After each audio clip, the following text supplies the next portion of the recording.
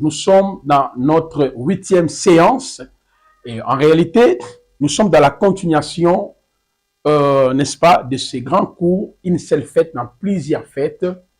Et nous sommes en train de parler sur cette fête de l'Éternel et précisément sur la fête de la Pâque. Et nous ramenons maintenant la fête de la Pâque par rapport à l'Ecclésia. Nous avons déjà lu Exode chapitre 12, le verset 1er jusqu'au verset 14. On ne va plus y revenir sur ce point.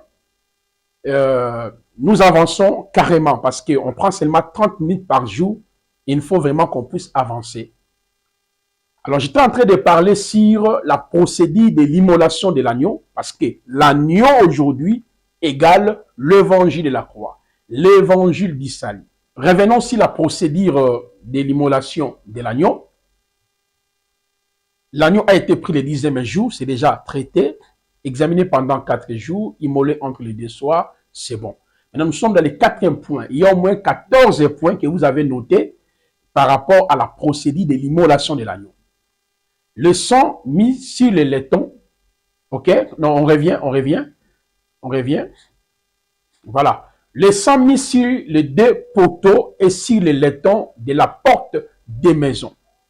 Je vous dis, cela veut dire quoi? Comme l'agneau aujourd'hui représente l'évangile de la croix, l'évangile du salut, cela veut dire, lorsque nous acceptons l'évangile, en réalité, nous entrions dans l'alliance de Mashiach. On s'est arrêté là où j'ai parlé des clauses fondamentales d'après Hébreux 7 jusqu'au verset 13e, qui parle des clauses fondamentales de la nouvelle alliance. Et je vous ai démontré ici, aucun pasteur a le pouvoir de te faire entrer dans son alliance. Dans chaque alliance, il y a des clauses fondamentales, il y a une divinité. Et nous sommes dans la dispensation où Yahvé a été manifesté en chair. Son nom, c'est Yehoshua HaMashiach. Être dans l'alliance de Mashiach signifie quoi? Il faut noter, mes chers frères et sœurs, dans la Bible, nous avons d'abord ces 2 expressions qui parlent du sang. La première expression, c'est dans Actes des Apôtres, chapitre 20, le verset 28 à 29.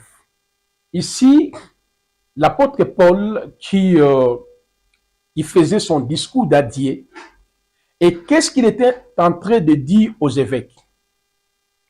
Dans Actes 20, 28, 29, Paul disait aux évêques de veiller à l'église qui a été rachetée par le sang de Dieu. Il y a l'expression sang de Dieu. Ok? Sang de Elohim. Or, en réalité, Elohim n'est pas un être humain, c'est un être rationnel, invisible, incorporel, parce que c'est un esprit. Plusieurs passages qui démontrent qu'en réalité, Elohim est esprit. Je prends notamment le passage de Genèse, chapitre 1er, le verset 1er à 3. Jean, chapitre 4, le verset 23 à 24. Dans Genèse, chapitre 1er, on nous dit au commencement, l'esprit de Yahvé se mouvait au-dessus des eaux. Et dans Hébreux, chapitre 12, verset 8 à 9, notez ça, Hébreux 12, 8 à 9, la parole nous dit, il est le Hav, le Père de tout esprit. Donc, selon l'essence ou la nature de Yahvé, il ne peut jamais être un être humain, c'est un esprit. Mais dans Actes chapitre 20, le verset 28 à 29, le texte nous dit que l'Église a été rachetée par le sang de Yahvé.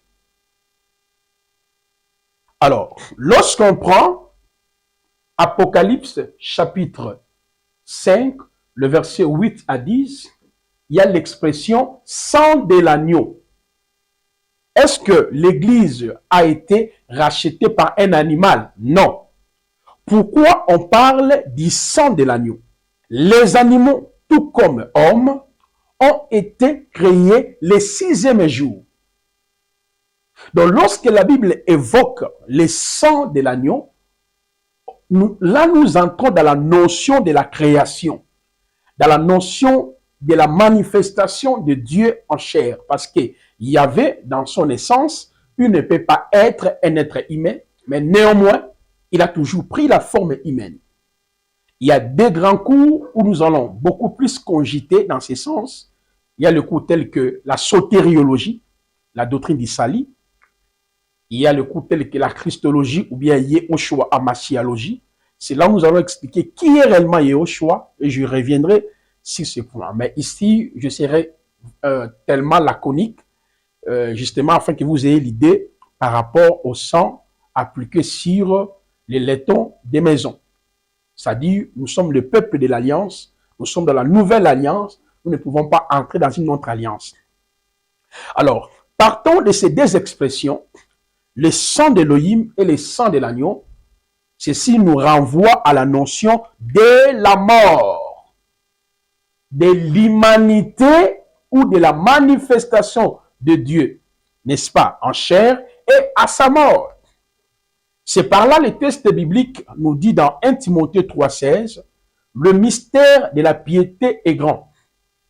Dieu a été manifesté en chair, vie des anges, proclamer la parole, et il fut élevé dans la gloire.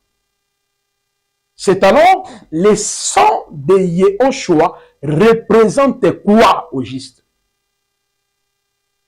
Lorsque la Bible nous dit il est allé présenter le sang auprès du Père. Hébreux 9, le verset 10 jusqu'au verset 16e.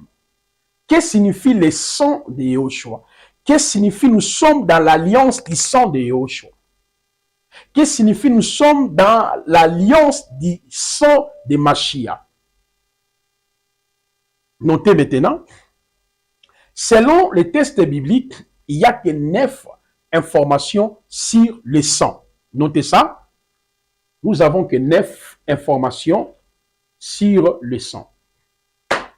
La première information, le sang parle de la sanctification. Le mot sanctification qui signifie mettre à part, mise à part. Nous sommes dans Hébreux 13, verset 12e. Le sang parle du pardon.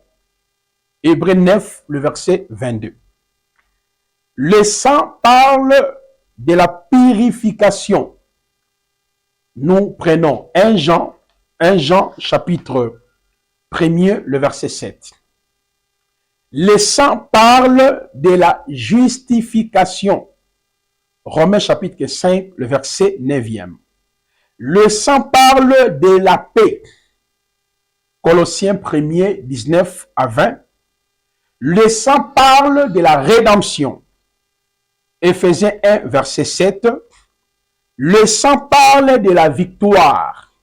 Apocalypse chapitre 12, le verset 10 à 11. Et le sang parle de la gloire éternelle, de la félicité éternelle.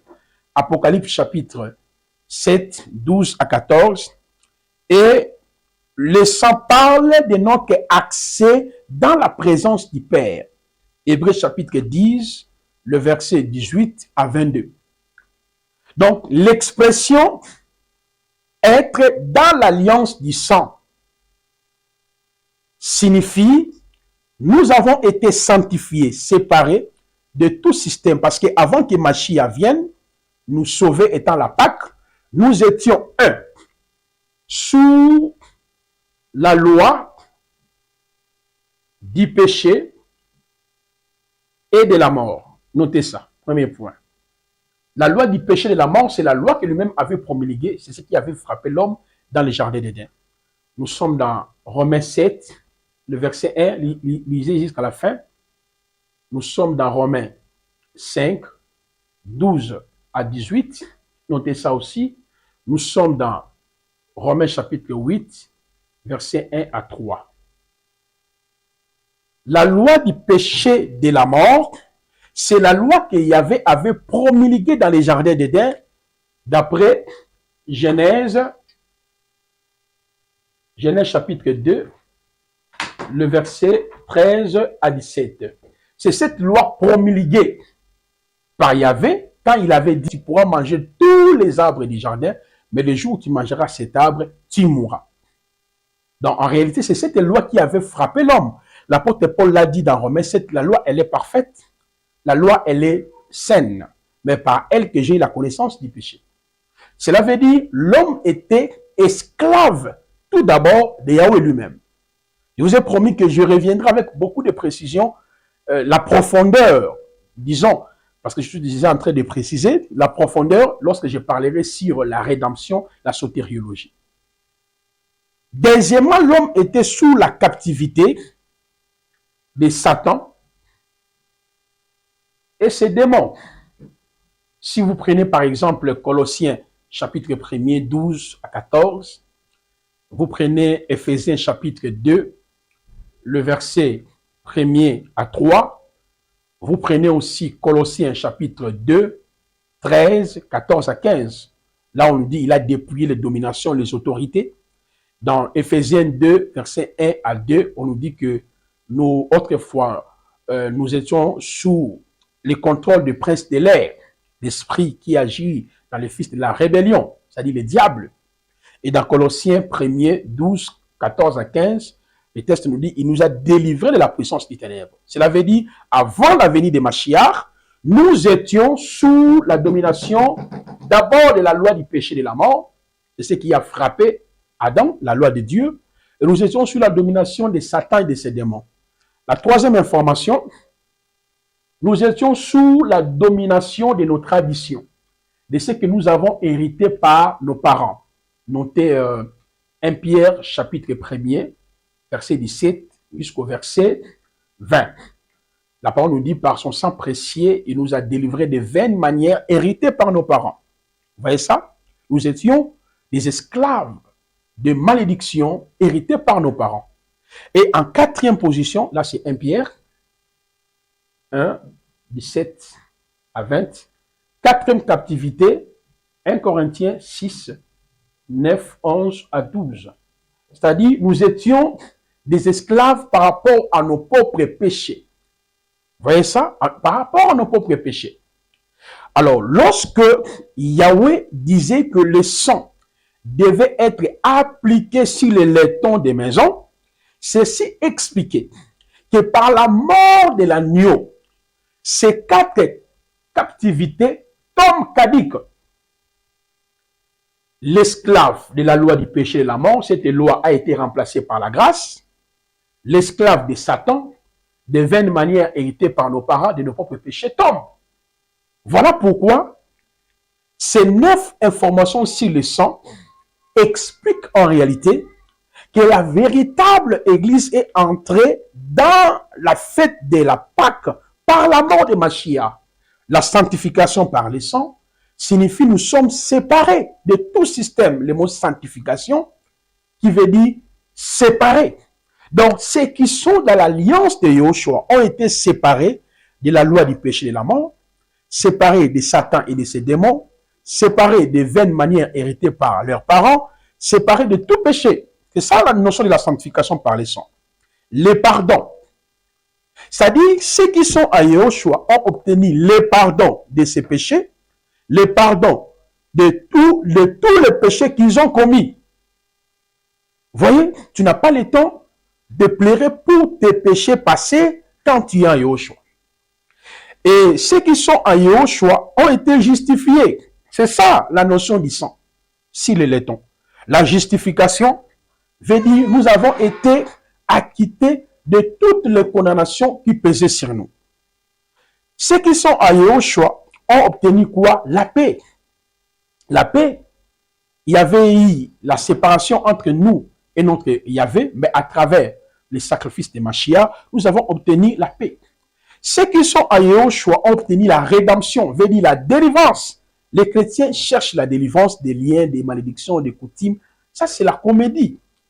Ces choses-là ont été déjà réglées à la croix de Golgotha, frère. Tu n'as pas le temps, pasteur, de chercher encore, délivre-moi des liens, des malédictions, des coutumes. Non. Là, ce sont des choses que le sacrifice de l'agneau a déjà fait ça. Dans Galates 2:20, Paul dira, ce n'est plus moi qui vis, c'est Christ qui vit en moi. Mais il y a des chrétiens qui disent qu'ils sont en Christ, mais ils vivent encore sous les liens des malédictions, des alliances, je ne sais pas, des alliances de qui? Vous êtes déjà dans la nouvelle alliance. Comment vous ne vivez pas les clauses fondamentales de la nouvelle alliance que j'ai expliquées dans la 7e partie? Vous êtes le peuple de Dieu. Il ne se souviendra plus de vos péchés. Il place en vous sa loi. Si je vis, ce n'est plus moi qui vis, c'est Christ qui vit en moi. Mais les chrétiens ne croient même pas à ça. Et ils disent que non, même si nous vivons, mais les histoires de nos parents sont encore en nous, cher pasteur. Même si nous vivons, les hôtels sont encore en nous. Là, tu es encore un païen. Parce qu'il y a une vie avant la croix, après la croix. Après la croix, nous sommes en Christ, avec Christ, par Christ et pour Christ. C'est ça. Donc, ceux qui vivent en Christ sont conduits par Mashiach. C'est ça l'explication. Les sensibles, les lecteurs de la maison, ça annonçait déjà la notion de la nouvelle alliance par la rédemption, la délivrance totale. Mais tout ce que je suis en train de citer ici, c'est ce qu'on appelle les acquis de la croix, que nous allons traiter profondément quand je parlerai sur la sotériologie, la doctrine du salut.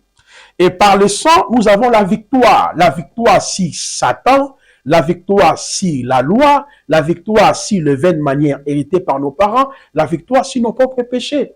Est-ce que tu vis la vie de Christ ou tu vis la vie de tes parents? Oh, que Yahvé nous aide.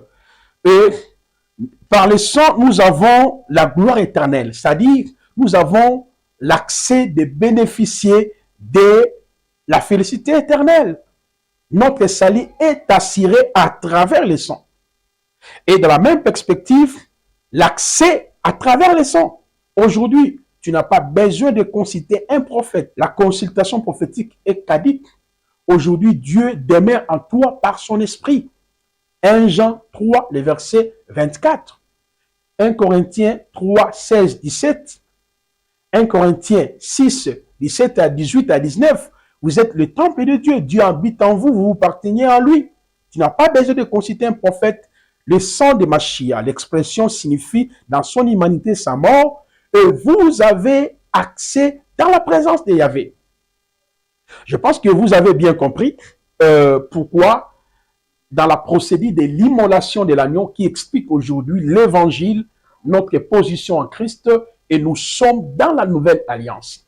Il n'y a rien de mes parents à moi, il n'y a rien de Satan à moi, il n'y a rien de péché d'Adam à moi, il n'y a rien de péché que j'avais commis quand j'étais encore jeune. Il n'y a rien du tout. Parce que le sang est sur le laiton de la maison. C'est-à-dire, je suis dans la nouvelle alliance. Et pour finir avec le point ici, 4e point, on va prendre le 5e point, si on peut nous aider. On n'invoque pas le sang de Jésus. Il y a une différence entre invocation et invocation. Mais nous pouvons invoquer. Évoquer veut dire rappeler, mais on ne peut pas invoquer le sang de Yahushua. On aura le temps d'en parler sur la sotériologie parce que je serai dans l'obligation de revenir ici pour donner les détails. Mais ici, c'était justement pour vous faire comprendre, bien si la Pâque ne nous concerne ni de loin ni de près, mais cependant, cette Pâque expliquait déjà notre salut, notre position en Yahushua HaMashiach. Alors, on prend le 5e point, notez 5e point. Ceux qui ont le fascicule, nous pouvons avancer ensemble. Le 5e point, toujours dans le même cadre, l'agneau devait être consommé dans son entièreté. L'agneau devait être consommé dans son entièreté. Mes chers frères et sœurs, vous savez qu'aujourd'hui, les gens ne croient plus, ok? Les gens ne croient plus à l'évangile. Consommer l'agneau dans son entièreté, cela veut dire quoi? Mes chers frères, nous sommes dans 1 Corinthiens. Nous sommes dans 1 Corinthiens. Notez ça. 1 Corinthiens chapitre 1er. 1 Corinthiens chapitre 1er, verset 18 à 23, 29 à 31. Car la parole de la croix ou la prédication de la croix est en effet une folie pour ceux qui périssent, mais pour nous qui sommes sauvés, Elle est la puissance de Elohim. Manger ou consommer l'agneau dans son entièreté signifie de croire à l'évangile de la croix. Pourquoi? Je continue à lecture. Car il est écrit, je détruirai la sagesse des sages et j'anéantirai l'intelligence des intelligents. Où est le sage? Où est le scribe? Où est le disputeur de cet âge? Elohim n'a-t-il pas prouvé que la sagesse de ce monde est folle? Car puisque dans la sagesse d'Elohim, le monde n'a pas connu Elohim à travers la sagesse. Il a pris à Elohim de sauver les croyants à travers la folie de la prédication. Donc, Yahweh nous a sauvés à travers quoi? La prédication de la croix. J'anticipe, mais à la maison, lisez jusqu'au verset 31. Je prends seulement le verset 30 à 31. La parole nous dit ceci. Or, c'est à partir de lui que vous êtes à Mashiach, Yehoshua, qui a été fait pour vous de la part de Elohim, sagesse, justice, sanctification, rédemption, afin que, selon qu'il est écrit, celui qui se glorifie dans le Seigneur. Mes chers frères et sœurs, ces passages démontrent clairement la seule condition ou le moyen que Yahvé avait établi pour sauver tous les êtres humains, c'est à travers la prédication de la croix. Cela voulait dire quoi en réalité? Lorsque Yahvé avait dit au peuple d'Israël de manger l'agneau dans son entièreté, cela annonçait que ceux qui sont en Yehoshua, comment nous pouvons être en lui, ou comment nous devenons les enfants d'Élohim, c'est lorsque nous acceptons l'évangile de la croix, la prédication de la croix, le seul message qui sauve. Manger l'agneau dans son entièreté, c'est de croire à l'évangile de la croix. Or, l'évangile de la croix nous donne 4 informations, les 4 optiques de l'évangile, les 4 optiques de la prédication de la croix. 1. Ce que nous étions avant la croix. 2. Ce que Yehoshua a fait pour nous à la croix. 3. Ce que nous sommes devenus. 4. Ce que nous serons. Maintenant, ce qui nous intéresse ici, c'est ce que Yehoshua a fait pour nous à la croix. Parce qu'avant la croix, je viens de le dire tantôt ici, nous étions, vous et moi, sous la domination de la loi du péché et de la mort. Nous étions sous la domination de Satan et de ses démons. Nous étions sous la domination des vaines manières héritées par nos parents. Nous étions sous la domination, je l'ai dit, de nos propres péchés. Maintenant, manger l'agneau dans son entièreté veut dire, je crois à ce que Christ a fait pour moi à la croix. Lorsqu'il est mort à la croix comme l'agneau, qu'est-ce que la croix m'a apporté? C'est ce qu'on appelle les actes rédempteurs du salut. Manger l'agneau dans son entièreté, c'est de croire aux actes rédempteurs du salut. Il n'y a que 21 actes rédempteurs du salut que nous allons étudier dans la sotériologie. Mais notez seulement 1. Croire à la rédemption. Si vous n'avez pas compris c'est quoi la rédemption, tu n'es pas encore chrétien. Voilà pourquoi vous priez mal. La rançon, c'est quoi? Les rachats, les pardons, la vivification. Waouh, c'est magnifique. L'imputation, la substitution, la propitiation, la purification, le baptême, le sang d'alliance ou le sacrifice d'alliance, la sagesse, la réconciliation, la paix, la repentance, la conversion, la nouvelle naissance ou la régénération, la justification, l'adoption, la sanctification, la sécurité. Si vous ne connaissez pas ça, vous n'avez pas crié à l'évangile. Parce que nous venons de lire ici, il a plu à Yahvé de sauver les hommes par la prédication de la croix. C'est ça, manger l'agneau en entièreté. C'est-à-dire, je crois à la rédemption, justification, imputation. Il y a tout un cours où nous allons expliquer ce que nous étions, ce que Yeshua a fait pour nous à la croix de Golgotha, étant pécheurs, et ce que nous sommes devenus. Nous sommes devenus épouses, fiancées, peuple saint, peuple à qui il y a plus de 28 attributs pour l'Église. Et ce que nous serons, il y a 6 choses que l'Église attend. L'enlèvement, le tribunal de Mashiach, le couronnement, les festins de noces de l'agneau, les règnes millénium, la félicité éternelle. C'est ce que nous attendons. Mais si vous ne comprenez pas la prédication de la croix, et vous serez toujours à la merci des pasteurs, des prophètes, des docteurs qui n'ont rien compris. C'est alors, je tiens à vous dire, manger l'agneau en entièreté, c'est de croire à ce que Yeshua a fait pour nous à la croix. De croire à la rédemption, justification, imputation, glorification et la paix, comme je viens de l'expliquer. Donc, manger l'agneau en entièreté signifie aussi, je vis par Christ, pour Christ, avec Christ. Manger l'agneau dans son entièreté signifie, il n'y a rien d'Adam qui est à moi, rien de mes parents qui est à moi, mes péchés n'est plus à moi, Satan n'a rien à moi, comme Yoshua l'a dit dans Jean, je crois 14, le verset 24 ou le verset 30, il faut vérifier, il a dit ça. Le prince de ce monde n'a rien de lui à moi. Parce que nous, l'Église, nous avons la sémence de Yahweh à nous. Vous voyez comment la Pâque, pour nous, elle représente Mashiach, les sacrifices. C'est lui qui nous a fait entrer dans son alliance. Et nous sommes en train de manger l'agneau, c'est-à-dire de croire qu'à la prédication de la croix. C'est-à-dire, Yeshua étant l'agneau, il s'est fait pour moi, rédemption, justification, imputation. Si vous n'avez pas encore compris ça, vous n'êtes pas encore croyant. Merci, nous arrivons à la fin. Je voulais que nous fassions la prière. Père, merci pour le temps que tu as permis avec tes serviteurs. L'honneur et la gloire revient à toi. Notre Adonai Yeshua Mashiach. Bénis la vie de chacun à ton nom glorieux Yeshua. Amen.